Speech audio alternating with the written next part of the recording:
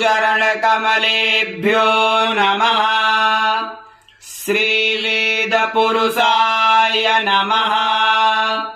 श्रीसरस्वत्यै नमः। अथ स्वस्ति वाचनम्। हरिः ॐ आनो भद्राः क्रतवो जन्तु विषवतो दब्धासो अपरीतास उद्भिदाः देवानो जथा सदमिद्वृधे आसन्नप्रायुवो रक्षितारो दिवे दिवे देवानां भद्रा सुमतिर्यजूयताम् देवानागुंरातिरभिनो निवर्तताम्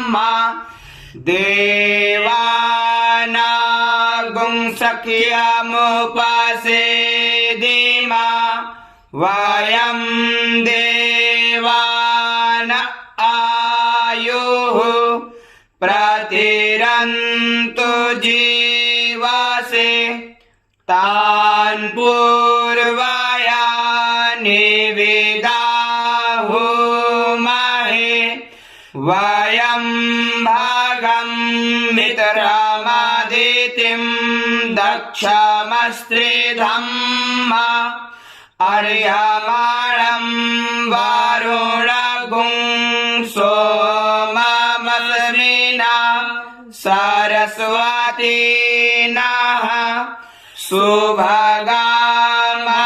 सुभगामयस्करत तन्नो वातो मयो भुवातु भेषजम् तन्माता पृथिवी तत्पिता द्यौः तद्ग्रावाणः सोमसुतो मयो भुवस्तदस्यिना श्रेणोतं दिशयायुवम् तमीशानं जगतस्तस्थो खस्पतिम् धियञ्जिन्वमवसे हूमहे वयम् पूखानो यथा वेदसामसद्वृधे रक्षिता पायुरादब्धः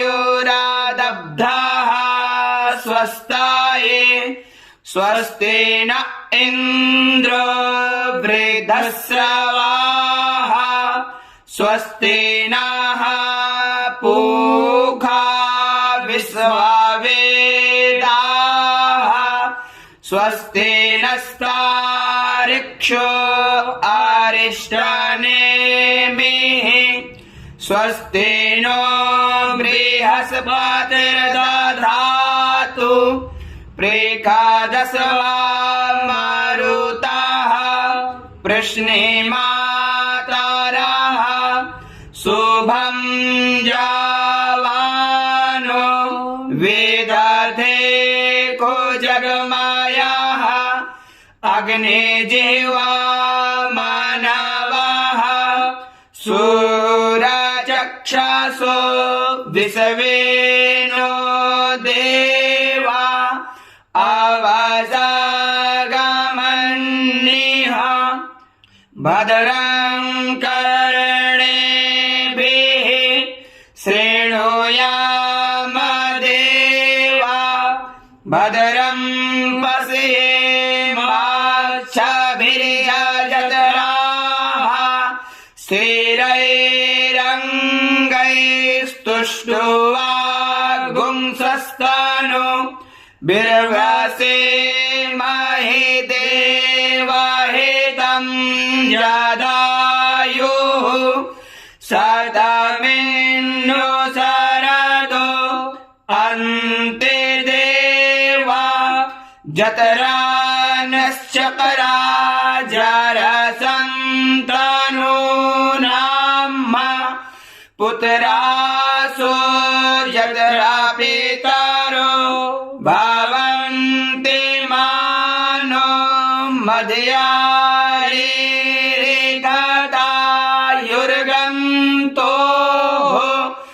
आदितिर्द्योरादितिरन्तरिक्षमादितिर्माता स पिता स पुत्राः विश्वे देवा आदितिः पञ्चजना आदितिर्जातमादितिर्जानित्वम् द्यौः शान्तिरन्तरिक्षगुं शान्तिः पृथिवी शान्तिरापः शान्तिरोषधयः शान्तिः वनस्पतयः शान्तिर्विश्वे देवाः शान्तिर्ब्रह्म शान्तिः सर्वगुं शान्तिः शान्तिरेव शान्तिः सामा शान्तिरेधि यतो यतः समीहसे ततो न अभयं कुरु सन्नः कुरु प्रजाभ्यो भयं नः पशुभ्यः गणानां त्वा गणपतिगुं हवामहे प्रियाणां त्वा प्रियपतिगुं हवामहे निधीनां त्वा निधिपतिगुं हवामहे वसो मम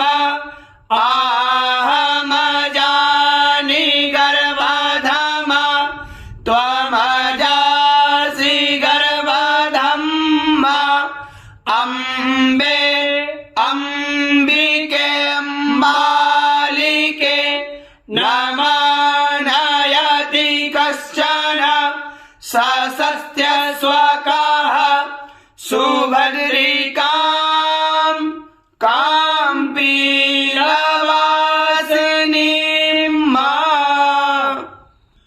ॐ श्रीमन्महागणाधिपतये नमः।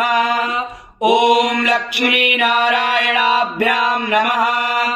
ॐ उमामहेश्वराभ्यां नमः। ॐ बाणेहिरण्यगर्भाभ्यां नमः। ॐ शचीपुरन्दराभ्यां नमः। ॐ मातापितृचरणकमलेभ्यो नमः। ॐ इष्टदेवताभ्यो नमः। ॐ कुलदेवताभ्यो नमः। ॐ ग्रामदेवताभ्यो नमः। ॐ वास्तुदेवताभ्यो नमः। ॐ स्थानदेवताभ्यो नमः। ॐ सर्वेभ्यो देवेभ्यो नमः। ॐ सर्वेभ्यो ब्राह्मणेभ्यो नमः। ॐ एतत्कर्म प्रधान देवताभ्यो नमः। ॐ सिद्धिबुद्धिसहिताय श्रीमन्महागणाधिपतये नमः। सुमुखश्चैकदन्तश्च कपिलो गजकर्णकः लम्बोदरश्च विकटो विघ्ननाशो विनायकः धूम्रकेतुर्गणाध्यक्षो बालचन्द्रो गजाननः। द्वादशेतानि नामानि यः पठेत् शृणुयादपि विद्यारम्भे विवाहे च प्रवेशे निर्गमे तथा सङ्ग्रामे सङ्कटे चैव विघ्नस्तस्य न जायते। शुक्लाम्बरधरं देवं शशिवर्णं चतुर्भुजं प्रसन्नवदनं ध्यायेत् सर्वविघ्नोपशान्तये। अभीप्सितार्थसिद्ध्यर्थं पूजितो यः सुरासुरैः सर्वविघ्नहरस्तस्मै गणाधिपतये नमः। सर्वमङ्गलमाङ्गल्ये शिवे सर्वार्थसाधिके शरण्ये त्र्यम्बके गौरी नारायणी नमोऽस्तुते। सर्वदा सर्वकार्येषु नास्ति तेषां मङ्गलम् येषां हृदयस्थो भगवान् मङ्गलाय तनो हरिः। तदेव लग्नं सुदिनं तदेव ताराबलं चन्द्रबलं तदेव विद्याबलं देवबलं तदेव लक्ष्मीपते तेऽङ्घ्रियुगं स्मरामि। लाभस्तेषां जयस्तेषां कुतस्तेषां पराजयः येषामिन्देवरस्यामो हृदयस्थो जनार्दनः। यत्र योगेश्वरः कृष्णो यत्र पार्थो धनुर्धरः तत्र श्रीर्विजयो भूतिर्ध्रुवा नीतिर्मतिर्मम। अनन्या चिन्तयन्तो मां ये जना पर्युपासते तेषां नित्याभियुक्तानां योगक्षेमं वहाम्यहम्। स्मृतेः सकलकल्याणं महाजनं यत्र जायते पुरुषं तमजं नित्यं व्रजामि शरणं हरिम्। सर्वेष्वारम्भकार्येषु त्रयस्त्रिभुवनेश्वरा देवादिसन्तुरा सिद्धिं ब्रह्मेशान जनार्दना। विश्वेश्वं माधवं धुण्डिं दण्डपाणिं च भैरवम् वन्दे काशीं गुहां गङ्गां भवानीं मणिकर्णिकाम्। वक्रतुण्ड महाकाय सूर्यकोटि समप्रभा निर्विघ्नं कुरु मे देव सर्वकार्येषु सर्वदा। विनायकं गुरुं भानुं ब्रह्म विष्णु महेश्वरान् सरस्वती प्रणम्यादौ सर्वकार्यार्थ सिद्धये। ओम श्रीमन्महागणाधिपतये नमः। प्रिय मित्रों, इसी प्रकार की धार्मिक वीडियो देखने के लिए आप हमारे YouTube चैनल सत्कर्म पथ से जुड़ें और हमारे चैनल को सब्सक्राइब करें। पुनः मिलते हैं अगली वीडियो पर। हर हर महा